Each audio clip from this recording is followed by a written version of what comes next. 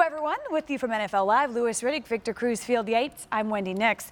Listen, we know what Bruce Arians can do. We've seen him be successful a number of places, lastly in Arizona. He's in Tampa now, and he went there to sort of turn the tide for Jameis Winston Field. He's innovative. He's creative. What will we see, or how will it work in Tampa? Well, I think it's going to be a challenge. I think they want to replicate the model they had in Arizona, which was resurrecting Carson Palmer's career after an okay tenure in Oakland and going on to a successful four-year run. For Jameis Winston, though, he has this ability. He has a natural ability. Obviously, he was the first overall pick for a reason some handful of years ago. But it's the moments of brilliance that have been sandwiched by the moments of mistakes and far too many decision-making errors and some accuracy errors as well. You've got to find a way to channel the best of Jameis Winston each Sunday, because inconsistent Jameis gets you back to 6-10 and probably picking within the top 10 picks once again in 2020.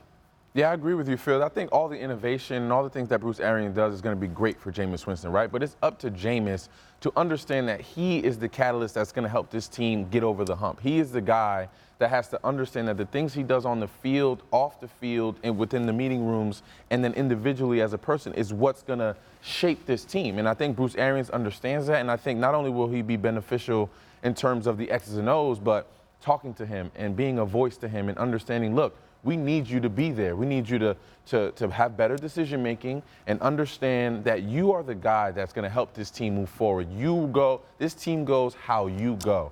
And understanding that is what's going to help Jameis Winston, you know, from the first day he gets there, from September, from game 1 all the way through to week 16. Yeah, I think it's a multi-layered issue that is going to be going on here between Jameis and Bruce Arians. Number one, look, when Carson Palmer was with Bruce Arians in Arizona, he used to talk a lot about how much volume there was in this offense, number one. A ton of different plays that they would put in every week. So that's the first thing that Jameis is going to have to go ahead and conquer, trying to learn a new offense and with tremendous volume. Then number two, this is an offense that really is predicated on the long ball. What did Jameis struggle with Deshaun Jackson during his time in Tampa Bay? The long ball. Can you then take all that volume, make good decisions, protect the football, deliver the long ball, so this offense then becomes explosive, being that it doesn't have a very consistent running game or one that they can count on at this point? Is it unfair to expect Tampa to be a playoff team in 2019? Look, we've all seen worse to first. We've all seen teams make miraculous turnarounds. I think it's unreasonable. I think it's not unreasonable. Perhaps. I should say unrealistic. That's what I think it's unrealistic. But hey, at the same time, Bruce Arians, you know, he didn't get into this to have some kind of 3-5 year plan.